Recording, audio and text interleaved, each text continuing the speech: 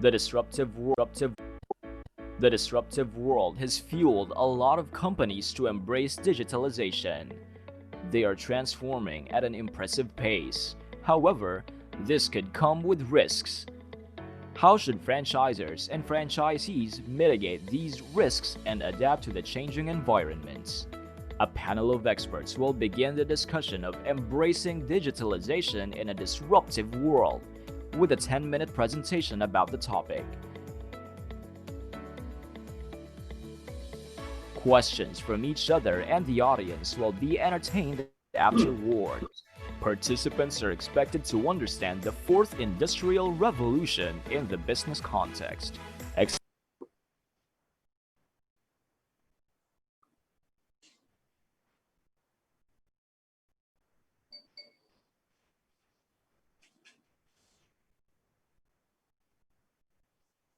PLDT, BPI, Bibingkinitan, Orice Paw, Maxis Group, KFC, and Goldilocks.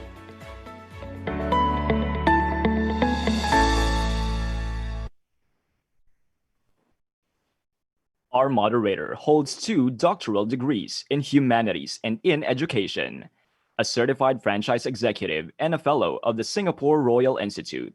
He holds an international management executive degree from Stanford University and National University of Singapore.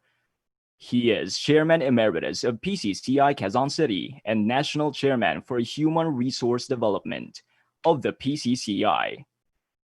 He is President and CEO of the first and only ISO Certified Review Center in the Philippines, the CBRC, which has 120 branches nationwide. CBRC 10 awards from PFA Franchise Excellence Awards with 2 Hall of Fame awards. He is also a best-selling author, publisher, resort owner, and a multimedia personality. For 20 years, he is the multi-awarded host of the multi-awarded Radyo Negosyo in DZMM ABS-CBN. He writes regular columns at the Business Mirror, a science ambassador of the DOST, and UST's Total Awardee. He is the chairman of this Franchise Asia Virtual Conference 2020. He is dubbed by ABS-CBN as the Entrepinoy Guru. Please welcome Dr. Carl E. Balitas, CFE. Hello, good afternoon, everyone. I'm very excited about this day because this day I'm relieved of my chairmanship of this virtual conference because I will just focus on the task of having to moderate this event. I'm so excited about this, and I'd like to special shout out to our officers, the board, and our friends in the Philippine Franchise Association. You know, before we even heard about COVID-19, there was already a big buzz in the corporate world and in the entire world about a disruption that would come and that was then present already since earlier last year or earlier in previous years. And we're talking about the fourth industrial revolution or the industry 4.0. But you know, when COVID came, you know, this buzz about the industry 4.0, which sounded like artificial intelligence, the big data, the Internet of Things, machine learning, the noise brought about by COVID-19 and the quarantine experience became louder. But are the two disruptors related? The thing is, the COVID-19 has accelerated our necessity to embrace and adopt to the challenges of Industry 4.0.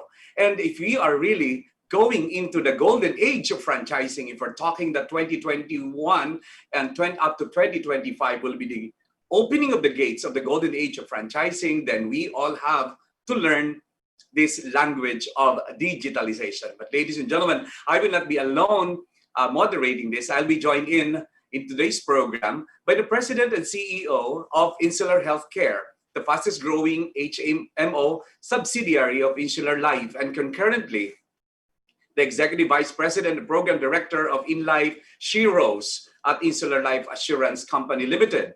She's a dynamic business leader with 29 years of professional experience in consumer banking and in managed care. She held senior leadership roles at Citibank, American Express, and Australia New Zealand Bank. where she built a banking career spanning 24 years. She's now a member of the board of City Savings Bank, a Healthcare Singapore Award for Female Healthcare Professional of the Year icon, a Filipino, of course. A round of applause for Miss Noemi G. Azura. Hi, Noemi. Good afternoon. Hello, Carl. Thank you, Carl, and good afternoon, everyone. Welcome to our exciting and highly relevant track for today, Embracing Digitalization in a Disruptive World. Our HMO business embarked on a digital transformation 3 years ago, and I will share our experience later towards the end of this track. By the way, Carl, congratulations on your recognition at the Asia CEO Awards Entrepreneur of the Year Circle of Excellence. I believe this recognition has come 3 years in a row already. So that's impressive track record of excellence and entrepreneurship. So congratulations. Yeah, to God be the glory, and congratulations also to you, because I understand that you're also in the Circle of Excellence. I mean, the company Insular is also in the Circle of Excellence. Congratulations too. And what do you feel about today? We're talking about digitalization. We're talking about embracing digitalization amidst the disruption. How do you feel about this? Well, I'm very excited because I believe I'm a disciple of digital transformation. And we have no less than the top brands as our guest speakers today. So I really look forward to listening to their digital capabilities available and how they can share their experience to power on the pivot towards the golden age of franchising. But before that, I think the first takeaway that we can share to our participants now is the clarity and operational definition of digitization, digitalization, and digital transformation. We want to start. Any journal you read about the digitalization will bring you back to the clarity in the definition. You know, when you convert the analogs, the papers into the 0 and 1 binary of the bytes and bits, that's digitization. But when you use technology, a digital technology in how you operate your business, that is digitalization. But when you become customer-centric and you are already using these in your operation, in your customer service, and in your organizational strategies, that's when it becomes digital transformation. And today, we will talk about that. But before we even proceed, Noemi, we would like to find out first through a poll survey. We would like to check on our participants first before we introduce our speakers. Allow me to give you this poll, which will ask them their areas of digitalization. Okay, we'd like to show them a survey about this activity. Okay, the question of the first survey is, in what areas of your operation would you say you have satisfactorily digitalized? The word, of course, satisfactorily means you are already using it currently and that you are, it is giving value to your business. Please take a look at that. The choices would include, of course, you can have multiple answers.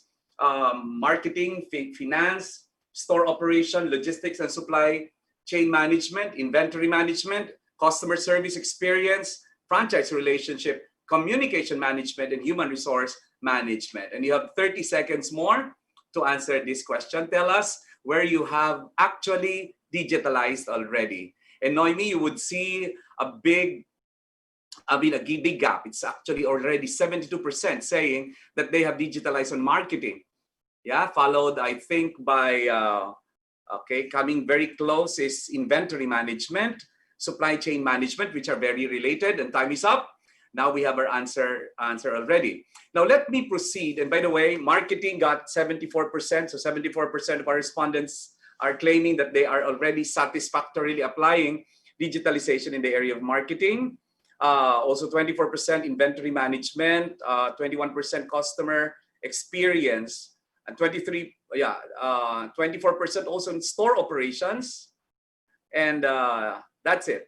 Okay, now, having seen that, we would like to ask our second question. And the second question goes like this. In what area, okay, can we flash it now? In what areas of your operation would you say you are yet to digitalize? That's the question. You are yet to digitalize. I would like to see this as an opportunity to our, the IT solutions, the business providers, to see where the needs are. where are you yet to digitalize? And the same choices we have given earlier to where you have digitalized. And we'd like to find out in what area could we be lacking in terms of digitalization. All right. Then after this, we will jump right away to our speakers. Okay, we have 15 seconds more to go. Please choose your appropriate answer. Okay, and with 10 seconds to go, I think the highest rate is given to at 40%. Okay, customer experience. Wow, imagine that. The number one is customer experience at 40%. So they are yet to digitalize on this. And the other ones include logistics and supply chain management, inventory management. Okay, 31% store operations. Okay, and to the ID people in this conference, maybe you have seen the need already. That's the purpose of this survey, to get us into an in-depth analysis of what our members, our participants would need in the future. And let's jump into the first expert. Noemi, please do the honor of introduction. Okay, so let's begin today's session. Our first business leader is the head of Shopee Mall for Shopee Philippines and the senior manager for regional brand partnerships for Shopee HQ. He's responsible for Shopee Mall business in the Philippines and overseeing regional growth for brands as part of regional brand partnerships at Shopee HQ. Shopee is the leading e-commerce platform in Southeast Asia and Taiwan. So here he is, Mr. PAVAN CHALLA. Hi all. Hi all, thank you so much. I think first of all, a big thank you to PFA for having us at this event. And I hope I can share some insights about how users today are behaving in e-commerce. So you as franchisees or business owners can be more prepared in the coming years. First of all, let me share my screen so you can all have access to my slides. So today's topic from my side would be embracing digitalization in a disruptive world. What is Shopee? Maybe I'll do a quick introduction of Shopee first. Shopee is basically the leading e-commerce platform in Southeast Asia and Taiwan. We launched Shopee in about 2015, and we tailored our platform to the region to provide our customers with a personalized, engaging, and social shopping experience through a wide range of in-app features, strong payment system, and fulfillment support. What contributed actually to some of our rapid growth, and how have we been helping businesses over time and contributing to their growth is actually a few different things. We have 4 different key strategies. The first one being we are mobile focused. What makes Shopee different from some of the other platforms out there is that we have deliberately been mobile, which means that majority of our orders and users today are actually on mobile. And because of this, there's a high amount of consumers that in the region that we've been able to capture that are already on mobile and shopping. According to the stats, we're actually people most use their mobile phones to shop rather than PCs, which is what we traditionally think it would be. We focus, and that's one of the reasons why we focus on being a mobile platform and create a good mobile user experience. Second is a very localized approach. So we although we're in 7 markets, we make sure that in a market like Philippines, we completely understand the local user behavior, and we develop the solutions and features to better cater to the local Filipino sellers and the buyer base. A very good example is because of the recent pandemic, we've actually taken the opportunity to go and speak to our sellers and understand what problems they have, whether it has warehouse issues or whether it is new features that they need to operate remotely. We've actually gone and activated these features for them. And third would be on executional excellence. This is the core of our business. We have very good talent, local Filipino talent across our business, and this is how we deliver the best service and products to consumers. And finally, we are very engaging and social from a consumer perspective. So it's beyond just a platform. We also keep investing in creating features such as games, such as Shopee Live. Basically, if you look at our platform today, most of our consumers actually go through the 3 different key tools that we have, which is games, lives, and feed. So games, for example, is a key part of our campaigns. So whether we're running a big campaign for a platform or just for a group of brands or sellers, we use Shopee Games. Shopee Live basically is our live streaming technology where actually brands and shops can actually communicate with buyers via live streams and share about their different products and how to use them better. So it actually improves their conversion rate and education of the buyers. And finally, Shopee Feed is actually something that we recently introduced. So users can actually follow the shops that they like better and then get updates on that actively. In terms of some of the key trends observed, maybe I'll share a little bit about how this pandemic has actually affected us today and also some of our brands and sellers. I mean, this year, 2020, we've really transformed the way people live, play, and work. So and also in the course of the social gatherings being discouraged, employees being working from home, and some of the Filipinos practicing social distancing, the entire COVID-19 pandemic has brought about some large-scale social and behavioral changes. And because of that, we see a big accelerated shift to online lifestyles, with more and more people embracing the benefits and convenience of e-commerce when it comes to shopping in their daily lives. And on top of that, we see more Filipino consumers are also adopting digital payments as they go through their daily needs when it comes to purchasing products or even paying bills. We also have observed that there's a lot more support. So basically, we've observed a lot more support for local businesses from a consumer's perspective, and also from platforms such as us. And as Filipinos step up to help the local communities who've been greatly impacted by this pandemic, we've also been spending a lot of time in ensuring that we support the local businesses and the local sellers. So I think some of the polls recently have indicated that there's various areas of transforming your business, and if you look at the kind of seller tools that we provide today, whether it comes to payment management, or when it comes to operations, or when it comes to logistics, or even customer support, which is basically our in-house chat, we have it all there, and we are building more and more features around it, so it's easier for you to actually digitalize in a very fast way using our platform.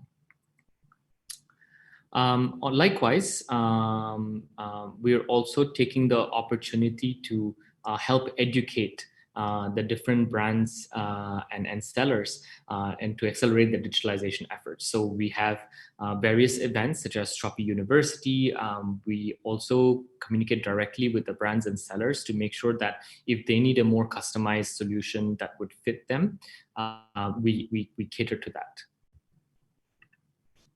How are we accelerating the growth of brands and different sellers across Shopee?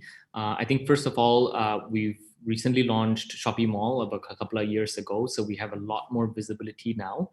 So if you have a brand, a local brand, or even distribution rights for an international brand, we actually give a lot more visibility on one part of the platform, which is basically called Shopee Mall. On top of that, just like I shared, we actually work with brands and sellers a lot on live games and Shopee Feed in order to communicate with their buyers and educate them better on their products. On top of that, we have a lot of in-shop features, engagement features that actually sellers can directly go and engage their buyers. For example, sellers today can actually go and send a push notification to all their buyers, and which pops up on their phone, educating them that there's a discount going on in their shop, or perhaps there's a new product launch, to make it very easy. Second is service by Shopee. So we've been transforming as we see more and more businesses going online and the need for more and more logistics capabilities. We've been expanding our warehouses and fleets. So we have three different types of models. We have the marketplace model, where basically sellers can just set up a shop and just start selling. We have the fulfill by Shopee, which is basically if sellers want to consign a few items on our warehouse and help us help them basically with their operations, we cater to that. And we also do purchasing of some items, if that makes sense. We've also been doing a lot more branding activities with some of the local influencers and celebrities, and also some partnerships, and some TVC and outdoor media. When it comes to how to digitalize in terms of the marketing side, which is also one of the things I've seen in the polls, we have three main areas. We have on-site solutions, off-site solutions, and some incentive programs. So we actually teamed up when it comes to on-site solutions. We've actually got My Ads, which is basically our search-related advertising within the platform. So today, if you search for a keyword like Sunsilk, you can actually advertise on those keywords within the Shopee platform. And we have various different forms of ads that sellers can use to better promote their products within the platform. When it comes to offsite solutions, we actually work with companies like Google and Facebook. So we actually recently teamed up with Google to launch Google Ads with Shopee, which is a first-of-a-kind marketing solution for brands and sellers. So essentially, the brands and sellers can actually come onto our platform and directly implement their Google Ads strategy without even having to go into a Google Ads complex model. So make it very easy for brands and sellers to directly do Google Ads into their shop and make that entire process very smooth and convenient. And for this upcoming 10/10 Brands Festival, we've actually enhanced our support with the launch of Shopee Media Agencies Partner Program. So basically, we work with all the key media agencies out there. So we also build their in-depth knowledge and capabilities, so that if you were to go to any of the media agencies that is working with us, then they would know exactly how to use our tools and optimize in terms of digital marketing. On top of that, we have various incentive programs that actually help you catch up on quickly on some of the marketing activities. How are we more specifically helping sellers during this pandemic? Seeing that more brands and sellers are going digital, we actually have rolled out a wide range of measures and enhanced our platform. We introduced the seller support package, which comprises of a series of initiatives to ease operational costs and boost sales, including subsidized shipping and administration fees, vouchers, and free advertising credits. We also enhanced our seller center, so sellers can easily keep track of orders, monitor payments, track deliveries, and handle in-app marketing campaigns in one place. We've also conducted various courses, like I said, about which is Seller University, which basically sellers can level up their skills of operating a Shopee shop in a period of time. During this period, we've also partnered with various government agencies and also with brands. For example, we partnered with USAID, Quezon City, DTI, and also brands such as Visa and Globe My Business to help the sellers. And we are focusing our efforts on onboarding more and more medium and small and medium enterprises on our platform and educating them how to sell them online. So I think to close off, since I'm out of time, if you have a local or international brand that you own distribution rights or licensing or trademark for, then please reach out to us so we can share a plan on how your franchise or business can go digital.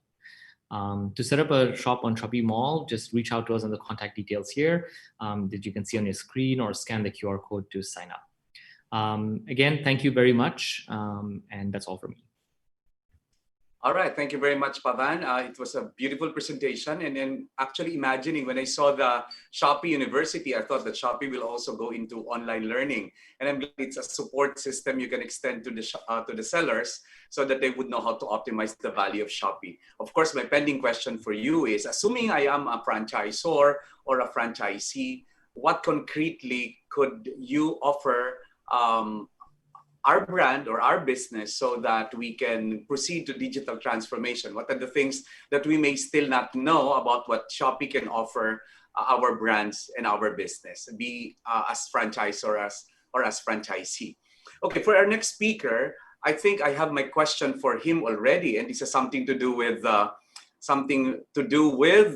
the advisory that came out yesterday about some possible interruptions expected of PLDT and Smart. Of course, our speaker will come from PLDT, and I'm one person so worried because we're managing this event. What's going to happen tomorrow if our connectivity and partnership with PLDT will dwindle?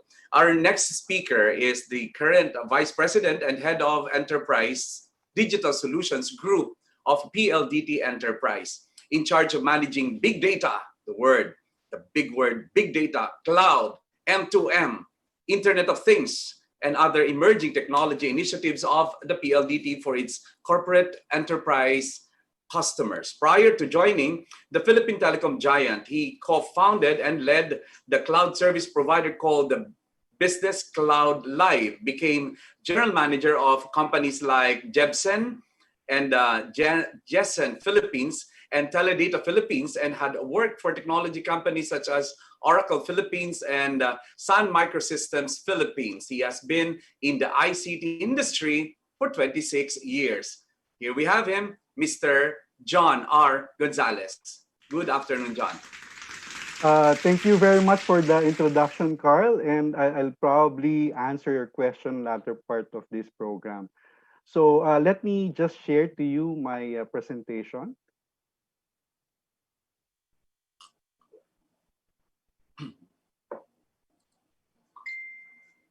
So I hope everybody can see it. Anyway, good afternoon, everyone. On behalf of PLDT Enterprise, it is my pleasure to talk to you today about technology at work to reinvent, redesign, and redefine your business. As a telco and ICT provider, we continue to employ business continuity practices to always operate regardless of a disaster or crisis. When the pandemic struck, we had to quickly, remotely, but securely work from home. However, many businesses were not prepared and had to rush their implementation of work from home initiatives just to keep operational. Hold on, is my slide moving? Sorry. Yeah, sorry. However, many businesses were not prepared and had to rush the implementation of work from home initiatives just to keep operational. Unfortunately, some had to shut down operations completely and for many reasons. Huge dependency on brick and mortar operations with no alternative customer engagement models. Employees just didn't have the right tools or infrastructure to work remotely, or their processes were just too manual to begin with. It took a pandemic to reshape our values and priorities. Consumption behavior has also changed in tandem, and digital transformation is at the front and center of this social shift. Hence, consumers will adopt new ways of engagement that will transform the buying experience. This has created new jobs where others were lost, established new businesses when others had shuttered, and rebuilt hopes where there was uncertainty and distress. The massive flight to online has clearly been manifested, and these exponential growth numbers we see in consumer adoption show how rapidly it reached scale in such a condensed period of time. In fact, the latest statistics from global data show that the Philippine e-commerce transaction will grow to roughly 1.4% of GDP from 1.1% a year ago. This translates to more than $5 billion in e-commerce value by 2021. Extending this to 2025, a Google study sees this figure ballooning to $12 billion. The challenge now for businesses is how to shift to an online operation, or from being largely brick and mortar to optimally bricks and clicks. For many enterprises, this shift will require virtualization of key business processes, remote work model for employees, migrating customers to digital channels, reliance on outsourced data centers and cloud-based services, increased leverage on mobile-based applications and social media to rapidly understand consumer sentiment and develop new ideas. And lastly, real-time data-driven operations utilizing analytics and ERP systems that are built around triggers to help understand consumer behaviors and provide insights into what likely the business outcome will be, as well as figuring out how to meet optimal results.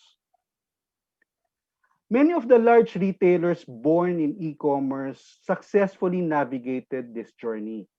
Businesses who wish to attain the same level of success will need to create winning digital experiences using enabling technologies that can bring this to life.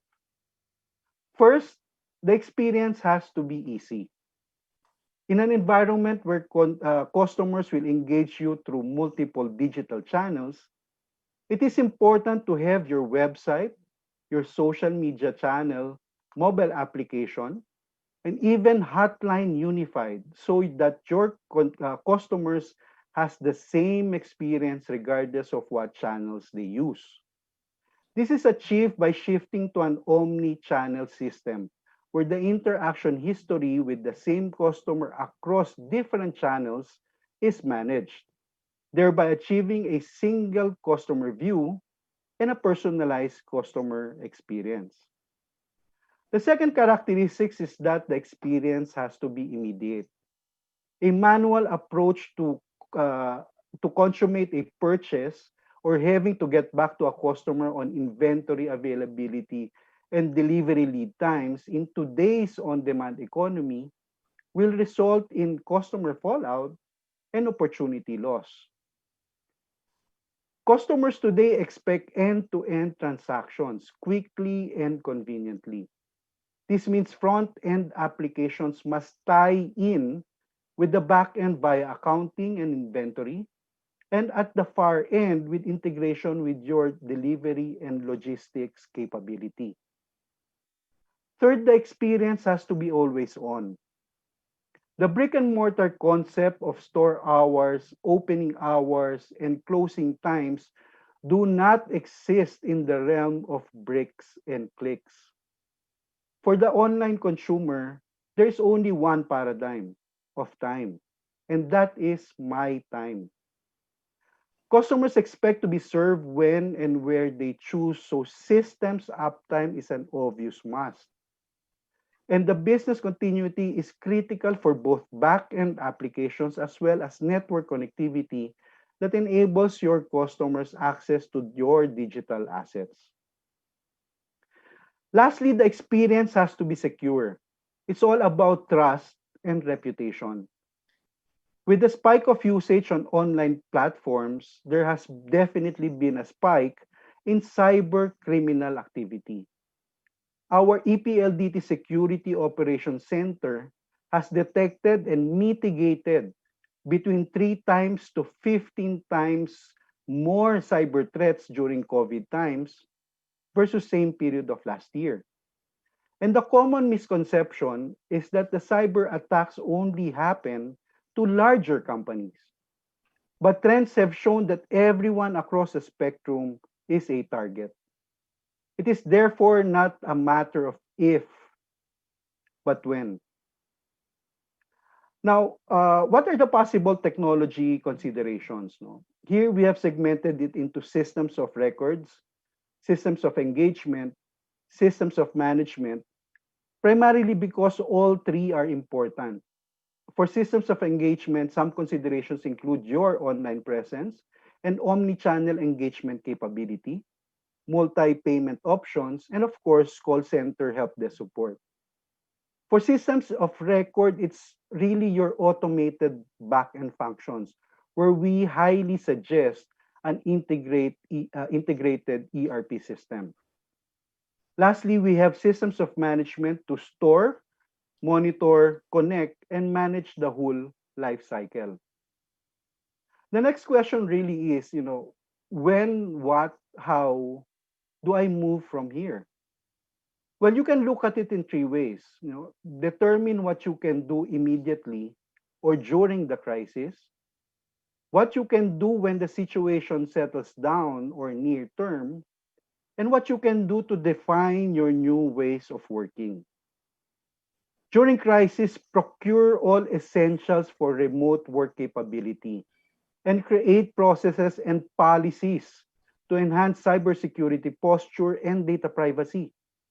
This is important as employees now bring work documents or data to their home office environment. Initiate your online presence, service delivery capability, and establish multi-payment options for your customers.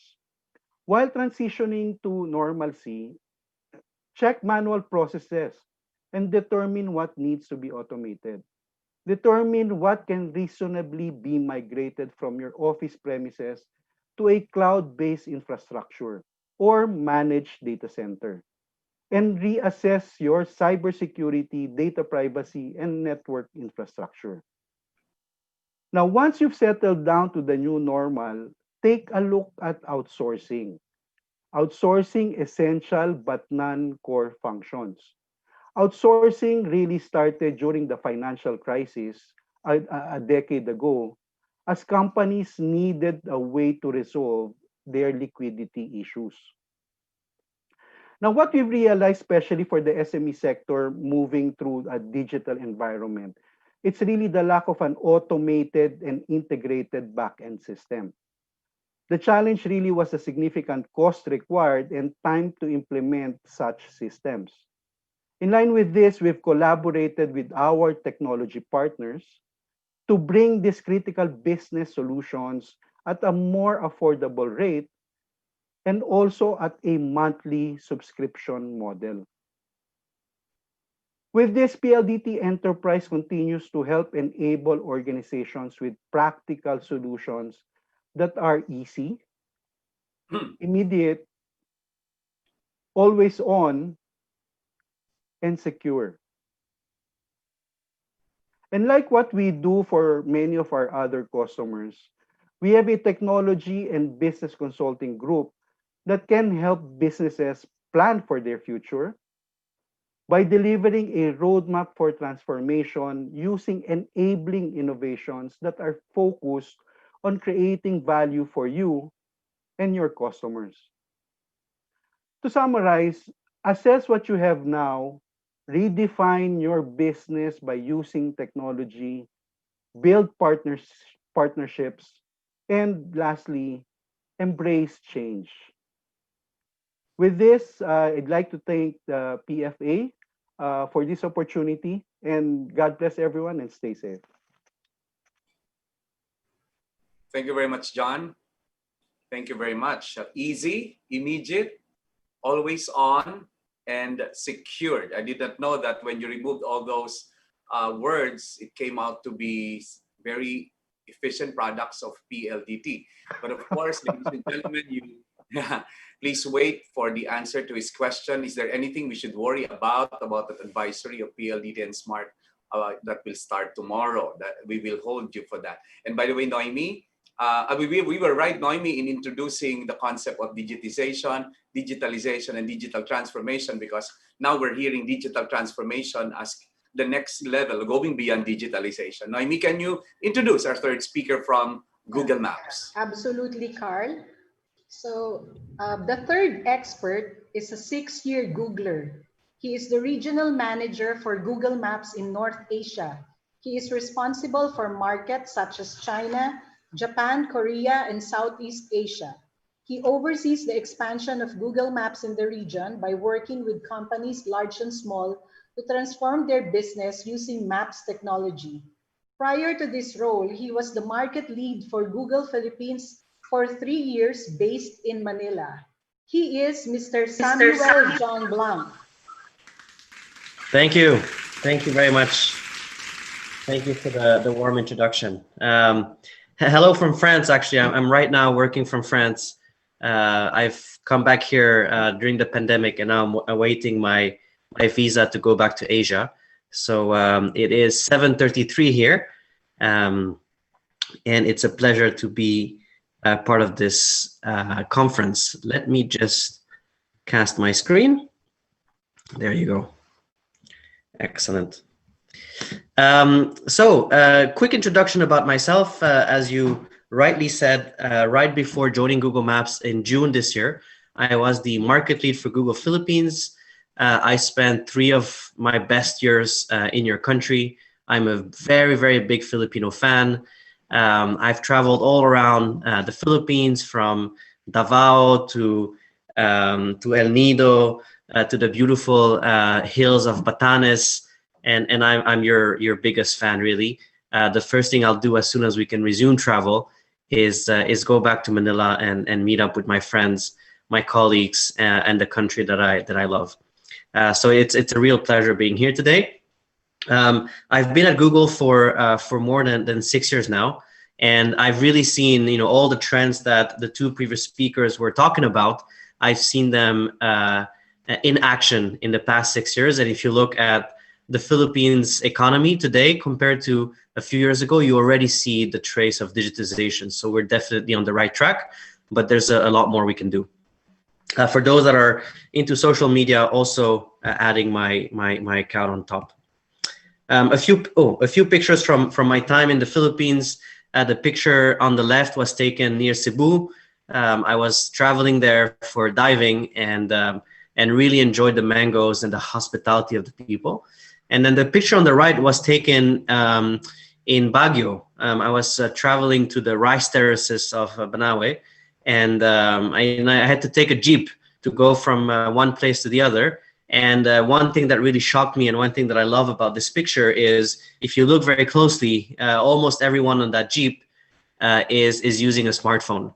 And so if in a jeep in the middle of the Cordilleras, you have people using smartphones, it really means that the whole of the Philippines is actually digitized. And if you don't believe it, just take a ride there. You'll be amazed by how many Filipinos are using smartphones nowadays. So definitely digital is not tomorrow, it's today. So one of the key trends we're seeing right now, given the pandemic, is really that number one, users are changing their behaviors at this very moment. And we've seen this with the rise of e-commerce, and I think Shopee mentioned it really, really well, the real boom in online shopping, but also the change that will happen post-pandemic. More than 80% of consumers today are saying they will change the way they behave after the pandemic. And what we're expecting once the pandemic is over is really the rise of what we call the omni-channel customer. The omni-channel customer is a customer that shops both online and offline, and most importantly, that uses online channels to then shop offline. So finding a shop on his phone and then going in store to purchase, or doing what we call online to offline, meaning buying the item online and then picking it up inside the store. This is going to be a key trend once the pandemic is resolved. And as you can see, the omni-channel customer, so someone that uses both online and offline, is much more valuable than a customer just going into the store without checking your website beforehand, for example, or the customer that just shops online. So a clear value in bridging online and offline together. And because I'm speaking with franchisees, there's no question that you should adopt and optimize both channels. So let me start with a quick introduction of Google Maps. I don't think we should have to speak too much about the app. I'm pretty sure that, and I hope that the 99% of you are using Google Maps on a regular basis. But some of you may not know that Google Maps is now 15 years old. It's now a grown-up teenager. The whole adventure started in 2005. And the whole idea behind Google Maps in the very early stage was, if we're able to map the web like Google is doing and started doing in 97, then we can probably start mapping the world as well. And so this is the first version of Google Maps. It was very, of course, US centric to begin with. It was only a map of the US. And then gradually we expanded, we added so many more features, from traffic to street view to mapping the entire world. But the interesting thing here is that mapping the world is actually much harder than mapping the web. And the reason is that the world is very messy. The world always changes. The world is always moving in some way. And then really, for example, mapping all the streets of the entire planet is a much more complicated feat than you might think. And so 15 years after our creation, we're still very much work in progress, and we keep on improving our data set over and over again. Our fleet of engineers and product managers, of course, are absolutely passionate about mapping the world. And as I said, it's complicated to do so, and you sometimes have to go to very messy places, as you can see on the middle picture, going to top of mountains, and you cannot take a car to do that. So you have to find very innovative ways to map the world, including the ocean, as you can see on the right side. But of course, the results have been there. I mean, Google Maps is the most loved map app in the world. We have more than 1 billion user currently, which is a crazy number if you think about this. We have a very strong community of what we call local guides as well. And actually, we have a lot of local guides in the Philippines as well. Local guides are people that post pictures, add comments, add information about businesses and places around the world. And so we have a very, very active community, including in the Philippines. And then finally, you have thousands of engineers. That could be me on that picture, and working very, very closely to make sure you have a great experience on Google Maps. You may have seen those type of cars going around Manila or your town. These are Google cars, really mapping as much as we can the roads of this country and creating this street view experience. So we're really not only investing in the quality of the map, we're also investing behind in the back end into amazing technology that has use cases well beyond just Google Maps. So the first learning here for the franchisees in this call is, Google Maps is widely used, including, of course, in the Philippines. And so the first step, if you really want to have a good online to offline experience for users, is first and foremost to make sure that every single one of your stores are present on Google Maps. And the great thing about this is that it's completely free. There's this great tool called Google My Business that all of you can access today, that allows you to create an account and map and put on the map on Google Map all of your locations, and also add the opening hours, also add some high-end pictures, also add if you're able to dine in or take out or deliver, you can add all of that information. And so the first thing that you owe to your customers is to make sure that they can find you on their most beloved map, which is Google Maps. So for those in the call that have a franchise, but they're not on Google My Business today, please, please, please do so. It's 100% free. It really allows you to put your business on the map and allow customers to find you.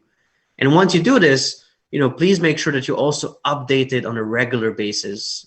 Just 2 days ago, I was going to a restaurant that showed that it was open on Google Maps. And when I reached it with my friends, it was actually closed. And so I ended up going to another restaurant, and it was a terrible experience for me. So just like PLDT said right before me, make sure that you give a good customer experience.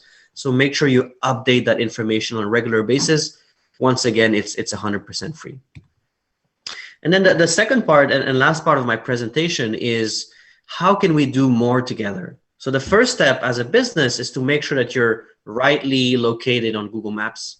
The second step is probably using Google Maps data into your own website, into your own application, using Google Maps to power, for example, your delivery, using Google Maps to power your store locator on your website, etc. So there's a lot of data that you as a business can also use straight into your own app and straight into your own into your own website, right? So think of Grab. When you open Grab and you're ordering a Grab or even ordering Grab delivery, the first thing you'll see is a map, and that map is Google Maps. And so you're able as a business to also use Google Maps inside your own application. And this is what we call an API. It's called Google Maps API. Now, I'm pretty sure your first reaction is going to be, what is an API? It's true, it's a pretty technical word. So let me explain it in a very simple way, right? Google Maps is divided into two parts. The first part is the user application that all of us are using on a regular basis. The second part is what we call Google Maps platform. And Google Maps platform is what you see on the screen here, is the ability for businesses to use Google Maps data into their own website. And the main use case here, for example, as you can see on Dennis on the top left, is a store locator. So it's adding to your website a map that will display all of the stores that you have currently open in Manila or in the Philippines or wherever you operate. Other use cases, as you can see on the bottom left, for example, Airbnb. When you open the Airbnb app, the first thing you'll see is a map, and that's also Google Maps information. We have three main types of data sets that you can extract from Google Maps. So think of these as tanks where you can plug your hose and extract information. The first one, of course, is maps information. So the ability to display on your website a simple map like a store locator. The second one, so it's called what we call Maps API. The second one is what we call Routes API. So it's the ability to extract traffic and road information. And that's especially useful when you're trying to optimize, for example, the deliveries of your drivers, right? You want to make sure that they avoid the routes or the roads where there's traffic. You want to make sure that they optimize their delivery points. And that is possible using a Routes API. So we're able to give you traffic information, for example, to make sure that you optimize the routes of your delivery guys. And then finally, you have what we call Places API, which is actually making available for you as a business all of that places data we have on our platform. And that places data comes from Google Google My Business, which we've talked about in the first place. So we're also able to share with you names of businesses, addresses of places, phone numbers of businesses, etc., through our Places API.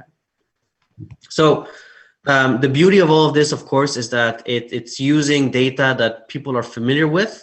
If you're, for example, putting a store locator on your website, it will use a map that people know because it's the Google Maps app. And so it's a great familiar experience for users. So I'll just end up with one example, right, of how to use Google Maps API on your own websites. And the easiest one is really what we call a store locator. So as you can see on this image, thousands and thousands of businesses across the world use this. When you go to the Uniqlo website, when you go to the 7-Eleven website, to the FedEx website, you will have a store locator that tells the users where they can find the shops and locations of 7-Eleven, Uniqlo, or FedEx, for example. And that's an absolutely critical use case because, again, it helps you to bridge the online world, so people searching on your website for where to find you, and the offline world where you'll be able to sell them items and sell them your products and services. And of course, there are hundreds of other use cases we can explore together if you're interested in using Google Maps API for your own websites.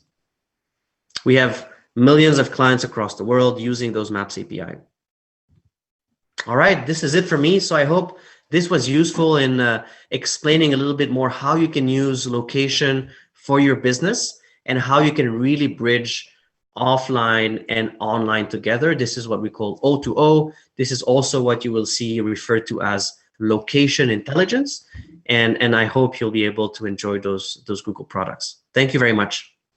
Thank you very much, Samuel. Yeah, in the past, we talked about the three rules: location, location, location. Now we're talking of location, map, and connectivity, right?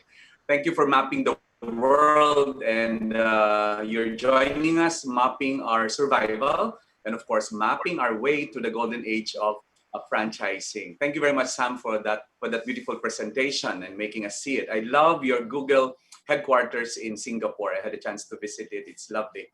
Anyway, I'd like to take the privilege, Noemi, to ask the first question to all of them, because when we talk about digitalization, then questions will always prop up and say poor signal, cost of data, connectivity, and all of these that lead to digital divide. And that there's a very related question from John Gonzalez, if I may pick it up already, very related to my first important question on how should we handle this. Of course, we need this to enter the golden age of franchising. The question goes like, with all of merchants, brands, companies now considering digitalization and e-commerce, what will now be the that will, what's this? Will that be a big load on connectivity?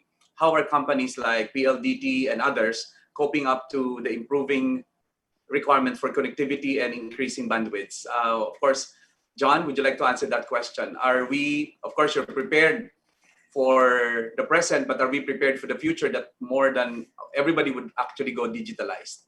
Yeah, most definitely, Dr. Carl. In fact, in the past few years, PLDT has invested heavily in infrastructure. In fact, with this pandemic, we continue to invest heavily in terms of building the infrastructure. And in fact, for next year, I believe we're budgeting even more, primarily because of this shift to digitalization. So we acknowledge that, we recognize that, and I guess one assurance that we can provide you is that PLDT continues year after year to invest in infrastructure.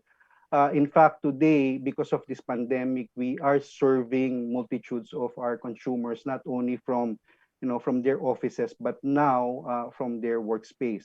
And in terms of performance, I think we're the best right now as compared to our competitors. We've received a lot of performance awards, to acknowledge what we've done in the past. But again, we will continue to invest heavily to provide and give better service to our customers. Now, Carl, let me take this opportunity as well, as you mentioned that there was an advisory with regards to. Maybe we'll okay, hold sure. that. Now, you mentioned about the multitude of requirements coming from the consumer side and the merchant side and almost everyone.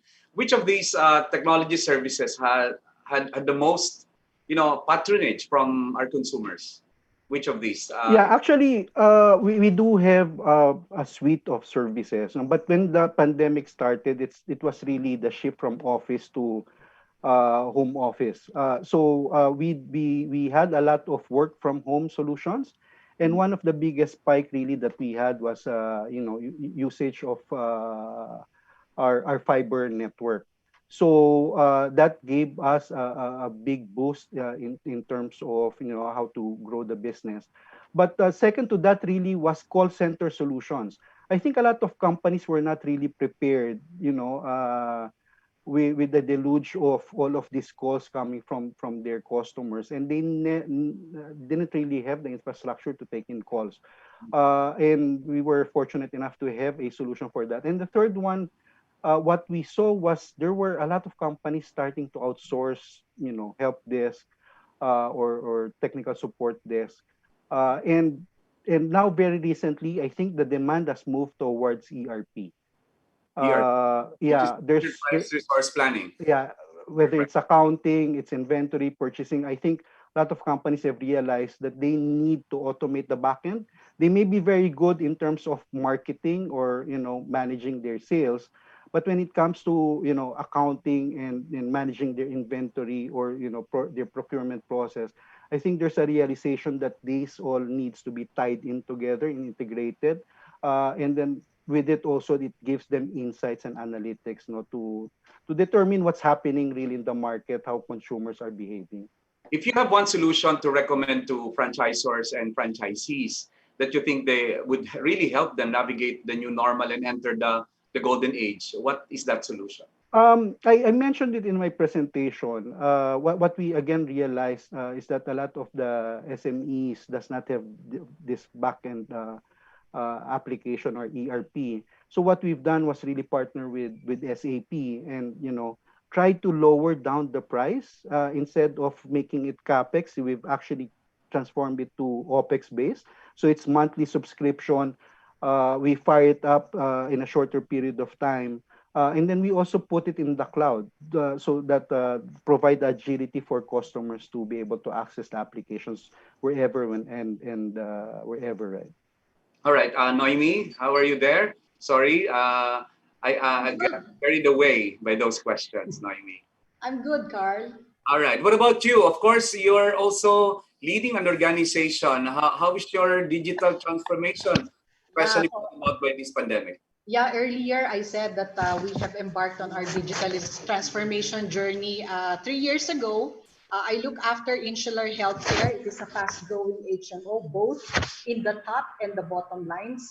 And maybe I can share my experience and we can pick up something from there, right? So number one, learning is that you need to be very clear on your objectives. In our case, we had a three-pronged objective. So number one is digital transformation should allow us to serve our customers better. That's number one. Number two, digital transformation should allow us to be more efficient in our operations or to do things better, to automate. And the third one, digital transformation should allow us to diversify our sales channels. So we went on through the digital transformation journey and the market welcomed and rewarded our digital transformation initiatives, and that resulted to a above industry revenue growth and also net income growth. So these are a few of our digitalization initiatives. So PLDT is a partner. PLDT is a partner powering our telecommunication and recently powering our work from home connectivity as well, because 90% of our staff are working from home. And Google Maps is also a partner. We have a mobile app. It has an API integration to Google Maps. So because we are an HMO, our customers are guided by the Google Map search for the nearest clinics or hospitals that is closest to their location. So those are the partnerships. For Shopee, probably in the near future, because Shopee helps accelerate brands, so a partnership is also in the offing. So what are I'll just focus on the digital transformation initiatives that are focusing on improving customer experience. So number one, we adopted a hybrid model. While we continue to offer our products through the traditional sales channel, we also introduced the online channel. And our e-commerce channel is where we distribute our affordable HMO solutions. So the customer experience is 100% digital, from search, purchase, to payment, and registration of beneficiary. Our best seller is the ER100. It costs 1,750 pesos. And it covers 100,000 pesos of outpatient and inpatient emergency cases due to accidents, viral and bacterial infection for 1 year in our accredited hospitals nationwide. So if the client wants to include access to top hospitals, they just need to add 700 pesos. It's a one-time use. So while our contracts exclude or do not cover diseases caused by pandemics or epidemics, for humanitarian considerations, we have reached a decision to cover COVID-19 in support of our country, in support of our customers, and also the bayanihan. You're trying to say that your company is a proof that digitalization worked and it helped you. Yeah, in fact, Carl, the e-commerce channel grew by 2,600% year to date. Great. All right. I'd like to throw this question to Shopee, Mr. Pavan. Yeah, this came from, Robert Bobby Claudio. And it goes like this. Most resellers on websites like yours usually have problems when you start sourcing your own products that companies with your reseller products line and usually is given priority in the search option. Isn't that unfair competition is that unfair competition still being practiced by online websites like Shopee? Of course, it's unfair because if you're pushing on something and there are other resellers, of course, your priority is to sell yours. How does that work in case of Shopee? And how are we guaranteed that there is fair, fair exposure and fair competition in the platform? Pavan? Okay, thanks so much. It's a very interesting question. Happy to answer. So I think first of all, maybe I can share on behalf of Shopee. I won't be able to speak on behalf of other websites, but I'll talk about Shopee. So sourcing actually forms a very small portion of our business. All right. And this typically is a very short-term solution for us to stimulate a better customer experience for e-commerce shoppers. And typically it happens because there's more demand than supply. So it's more because maybe the existing reseller is not able to meet demand, or perhaps the consumers need more, whether it comes to stock or speed of delivery. And so it's a very, in the long term, our actually priority is to be a technology provider to enable better business between consumers and sellers. So that's our utmost priority. So whatever we do in the short term is not necessarily our long-term strategy, right? And when it comes to search prioritization, actually, the search prioritization works purely based on metrics. The metrics being performance, such as ratings and reviews, operational capability, operational speed, so whether it comes to delivery time or chat response time, and the search is actually purely based on this. So today, and AI-driven, PAVAN. It's AI-driven prioritization. Correct, exactly. It's AI-driven prioritization. So it's all based on big data and technology, and we don't actually manually manipulate as much. And so when it comes to improving search, any seller can do that organically. And on top of that, we also give ads, which basically the sellers can use to boost their listings to come on top. Right. And when it comes to Shopee Mall, is actually a way we, in fact, is we prioritize our on-platform visibility. So when it comes to brands, when it comes to SMEs representing brands, we actually drive more visibility to them when they join us via Shopee Mall. So today, if an SME comes and says, I have licensing to this brand and they're part of our Shopee Mall, we will do a campaign for them. So this is nothing to do with search, but we will do a campaign. We will have banners that will drive sales to their shop. And so we work with many SMEs and brands on these. Okay, I'll throw the question I asked earlier. I'll throw the question now. If I'm a franchisor or a franchisee and I want to optimize the value of Shopee for my business, and I want to move to the golden age of franchising with Shopee, how would you help us? Like, what will be your advice? What do we optimize? What do we do? And how much would it cost? So when it comes to what we provide as a base, the tools that we provide when it comes to operations, stock management, chat management, doing live stream or other marketing efforts, whether it is on-site, such as our Shopee My Ads or Google advertising, shopping ads, or Facebook collaborative ads, we actually have everything in a very easy format in our backend called Seller Center. So as a base, that's the biggest value that we provide, which is when a seller or an SME signs up on our platform, they instantly have access to all of these tools that we've built over the many years using data and experience and improvements over time. So that's one of the biggest. On top of that, our other biggest value add is there's a huge amount of buyer base on our platform, always looking for products, always searching for better listings and sellers with better operations. So that's another straight up value that we provide. So as soon as they come onto the platform, they've identified their target market and the right kind of products, they can actually start selling immediately. Mm-hmm. And on top of that, if the SMEs have interesting marketing initiatives, so let's say, for example, they own a brand or they're working with us on any particular larger brand licensees, they can actually just talk to us and we can customize that campaign for them, or they can use one of our existing templates of formats of campaigns that we run, which will directly increase the traffic to their store and thus resulting in sales. And the cost. And finally, when it comes to cost, within our, so we have our basic transaction fees, mm-hmm. And then on top of that we have commissions depending on whether you are on Mall. So for Mall, for example, our commissions are about 2%. plus VAT, which is about 0.24%.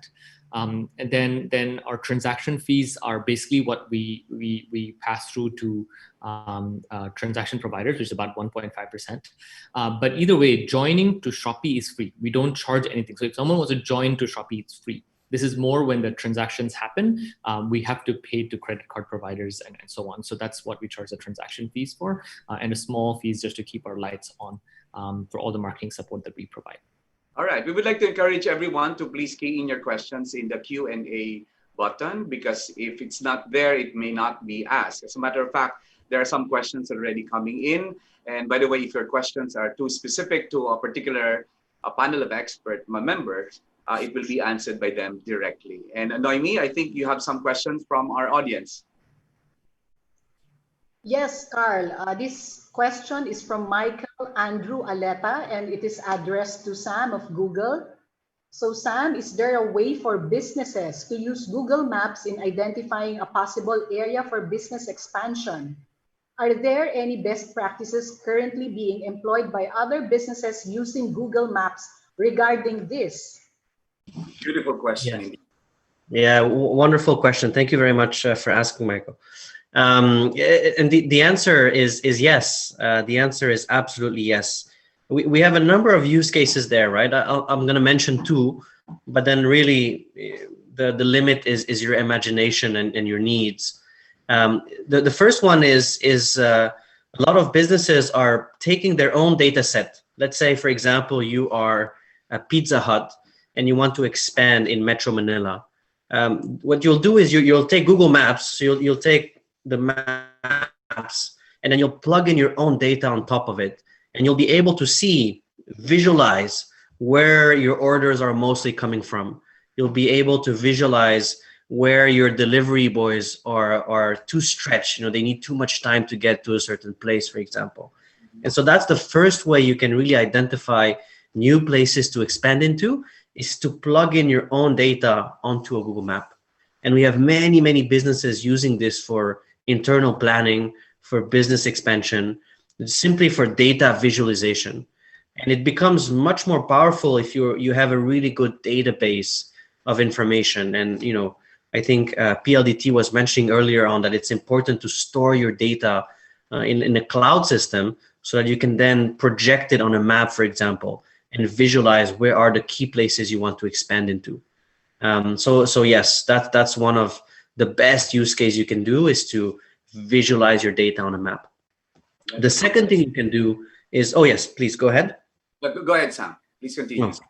The second thing you can do is use, like we talked about, places information, especially for your sales activities. So to give you an example, imagine you are selling shampoo and you want to know where are the top barber shops in Metro Manila, so that your sales teams can go there and present your product to those barber shops.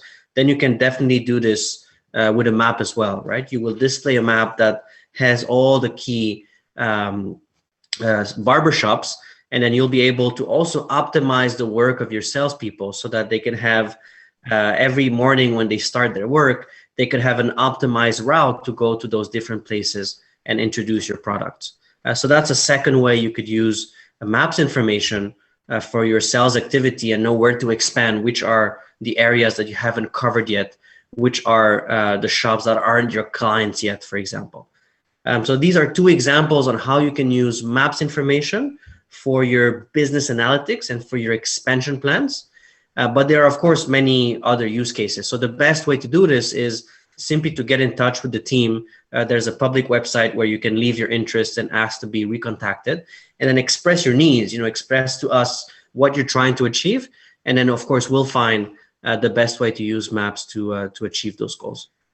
But of course, those analytics are fed by information, and that's why entrepreneurs and business owners really have to manage the information well, isn't it? Absolutely, absolutely. Now, I'll just add one thing, is that we will never share user information, right? So you can have a map, you can have traffic data, but you will never be able to know where are users on a map, or to track people. That's absolutely not what we do. So just to highlight there, you're able to visualize your own data. You're able to see places and business information, but you're never able to use user information. I'm just curious. This may not be very much related to what we're talking about, but Sam, how is Google Map helping the COVID response? Like, Oh, I'm curious. in so many ways. Facing, because that would be a necessity in running the business and in moving forward. Of course. Yeah, we've done so many things with maps. I may not know all of them for the Philippines. A lot of this is public. You can check it. The first thing we did, of course, is to provide routes when there was the lockdown, routes for medical personnel to get to hospitals and get to their places of work. So we had special routes that were displayed on Google Maps. We also provided more information onto the key hospitals where people could go to if they had symptoms, or what was the best attitude to adopt if you thought you had COVID.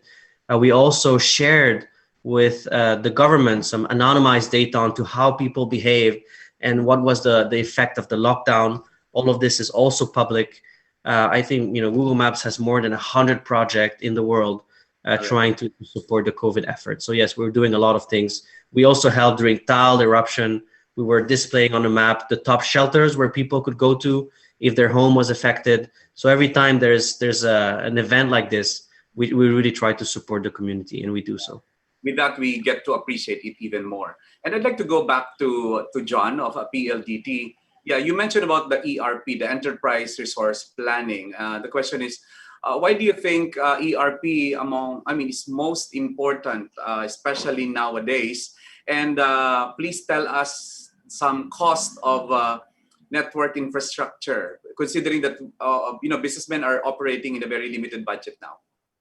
Yeah. So again, first of all, now with regard, the reason why we feel very much for ERP is because a lot of companies who are doing business today may be perfectly fine with what they have, but unless they have they have an ERP, they may not be able to scale and become as competitive as the other players in the market is, right? So I think that's the roadmap really for success. That's one of the tools that are necessary for growth, and that's why that is one of the things that we try to assist, especially the SME sector in being able to procure. Now, what we've launched together with SAP, and which is also going to be running on Microsoft Azure, is an ERP package that really starts off with 10,000 pesos per user. Now that is actually very cheap, right? And that hopefully will enable a lot of our franchisors or franchisees or any other entrepreneurs to start off their journey for automation or digitalization.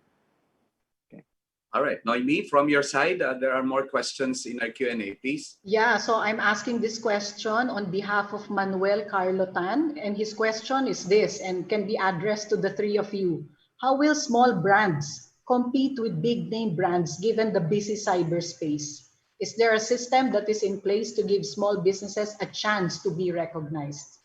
Or a strategy that they can adopt so that they will be shine out? Yeah. Please, anyone from our panel? Yeah, if I can start. Yeah, go Actually, the tools or solutions that are available for large enterprises are actually available also for small enterprises. And I guess that is the role of major players like us. I mean, Shopee, Google, or other technology provider. It's to lower down the price and really make it affordable and available and of course, accessible for our SME sector. And I think that is what we have been trying to do and will continue to try to do that in the next few years.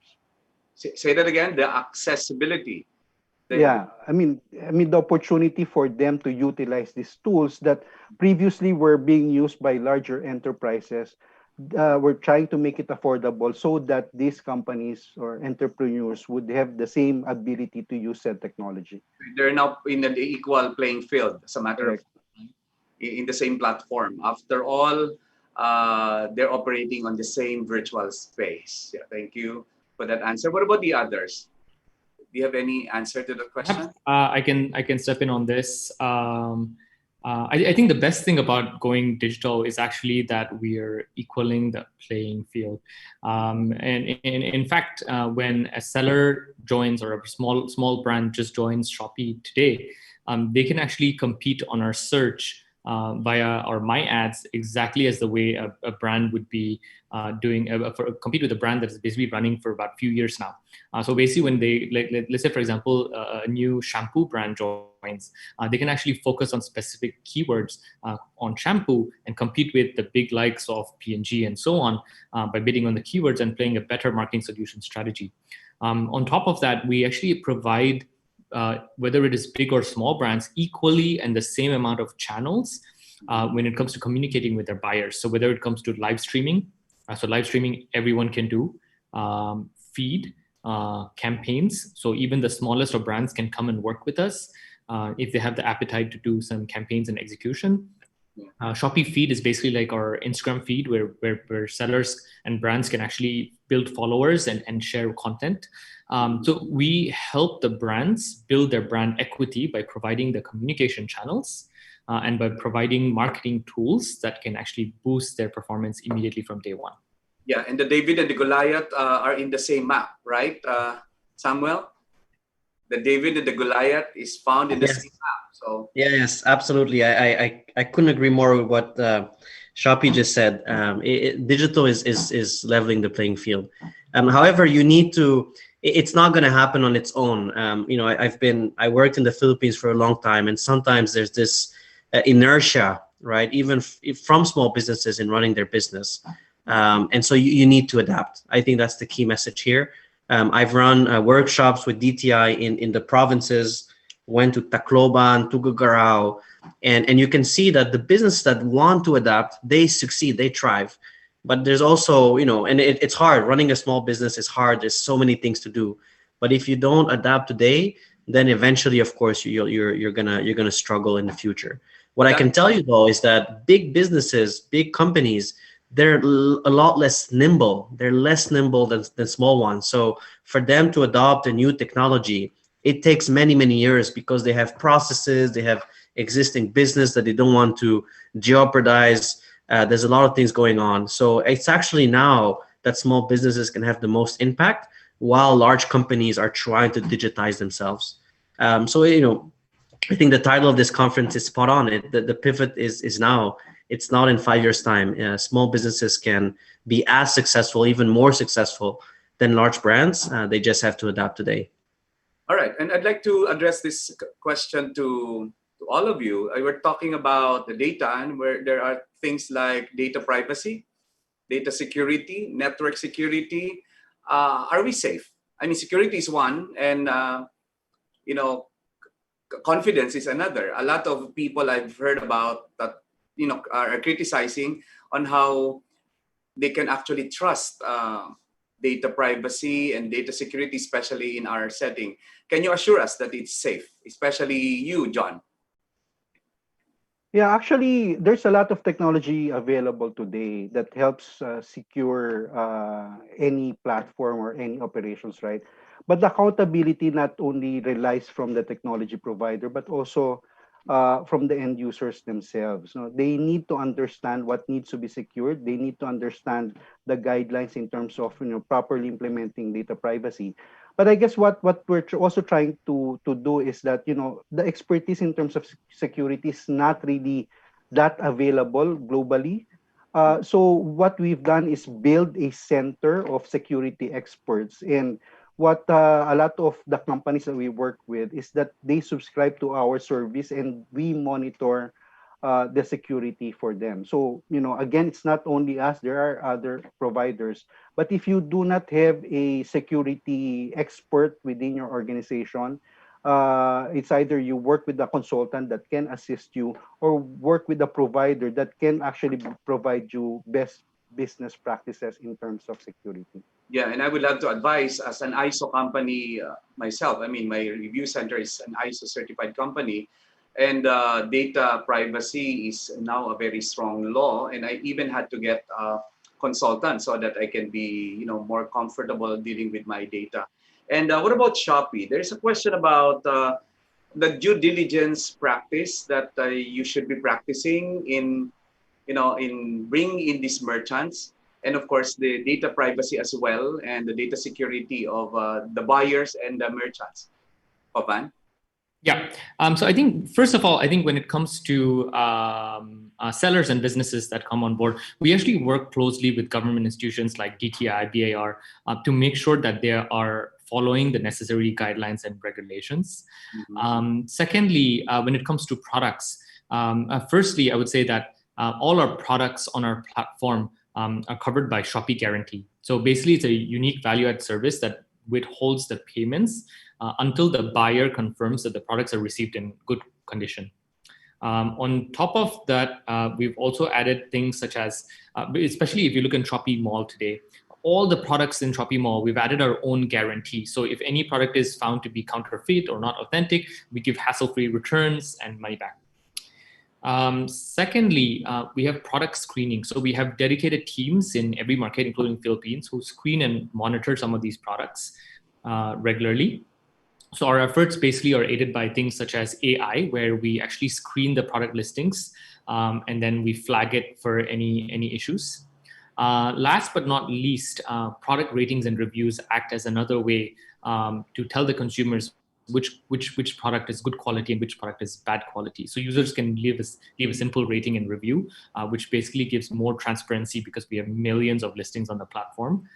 On top of that, I would say when it comes to transacting, right, what we recommend to SMEs and buyers is that do transact within the app.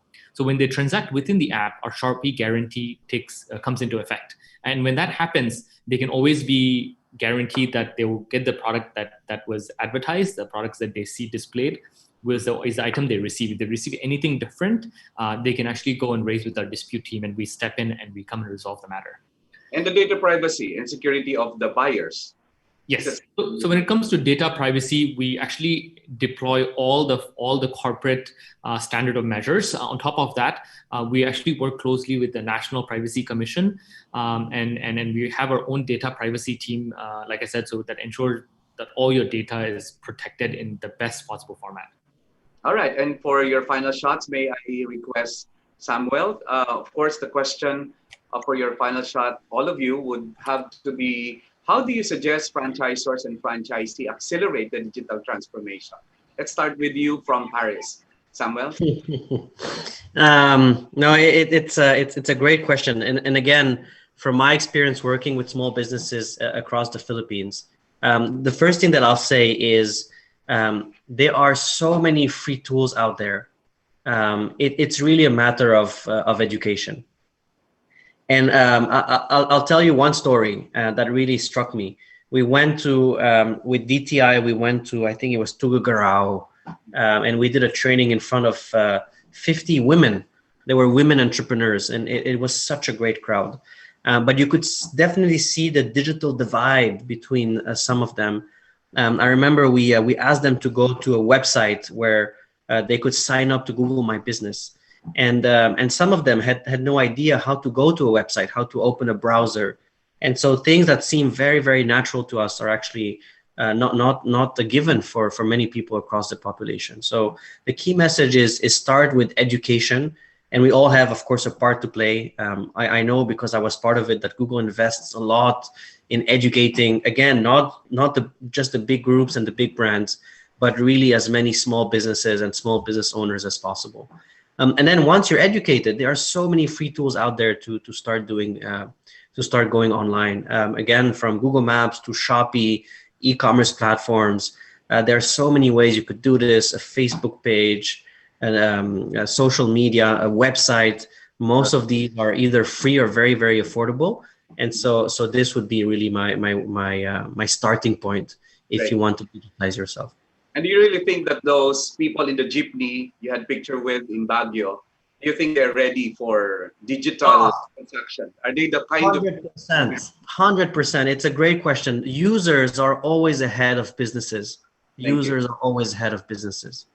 Thank you very much. And Pavan, how do you suggest franchisors and franchisees on its way to the golden age of franchising accelerate the digital transformation? I mean, I would suggest that they act today and they start immediately in terms of their journey into e-commerce, especially. So if they aren't working with someone like us, like Shopee, then I would highly recommend that they reach out to us and start working and start learning about all the tools that we have. Because we have designed all these tools specifically for them. So I would tell them that today is the best time. Don't wait for another month or so. Just start immediately. Okay, thank you very much. And of course, the last but not the least, because he has explaining to do, please welcome back John. You answered the question and you're guaranteed that nothing is going to go but with the virtual conference of the PFA tomorrow. yeah, but let me answer the first question. Basically, we actually have an advisory team. You know, I have a team of about 200 people that regularly provides advisory services to many of our customers. Now, you know, each company is unique in itself, right? So one solution that works for one company may not necessarily work with another. What we try to do is really try to understand what the objective or what the vision of this organization is, and try to build a roadmap of transformation that we believe will really support that customer. And sometimes you really need to have some technical experts or domain experience to provide those kinds of solutions for our customers. So as an advice to many of our audience today, do ask us. We can provide free advisory services if need be. And the most important question for me, John? Okay, so the question really was that there was an advisory that came out earlier this morning with regards to a certain activity or maintenance activity that PLDT will be undergoing within the next few days. Now, we've also released the succeeding advisory, and I'm pleased to note that the activity is non-service affecting. Okay, Right. so we have. By 100 Mbps will still be up. Yeah. So we have multiple international connections, and one of our partners mentioned that they will be undergoing a maintenance activity. So the process really is to start rerouting it to other international connections. So again, we have international connections going to Singapore, to the US, to Hong Kong, and some other parts of the world. And these are also through partnerships. But so I'd like to assure everyone, we've gone through the process of rerouting. So even if there's one international connection that needs to be maintained, you are assured that your connectivity will continue to be the same. All right, good to hear that. So if that does not happen through tomorrow, I will have John to call. All right, because that worried me. Even Isa Liton had to call me this morning about that. And we had to change actually some of our plans for the closing ceremonies. By the way, I'd like to advise everyone that for the closing ceremonies tomorrow, please dress up, because even those in the attendee side will be migrated to the panel side for a grand picture taking that we will have together with our PFA board, our very important guests, and especially for those who had been in the attendee side. It's your time to shine. We'll take a picture together and we'll party. And please prepare your glass of wine because we will have a toast tomorrow. All right, Noemi, how are you? How did you feel about hearing all of those? So I was very much encouraged to continue with our digital transformation. I'd like the insights given by PAVAN. He said that the e-commerce platform is the great equalizer. So both small and big brands can compete together and get exposed, for example, to the Shopee customer base. And from John, I was inspired by the very attractive size of e-commerce volume for 2021. You said it's going to be 1.4% of GDP, and that's US dollar 5.3 billion, and that you offer affordable solutions under subscription model for small businesses. And from Samuel, so I was able to absorb the importance of data, the different data sets coming from Google. So the data of places and the data of routes and also location. So very good insights, very good insights. I think our franchisors and franchisees are now much ready for what the visionary Mr. Sammy Lim started talking about, and that's the golden age of franchising in 2021 to 2025.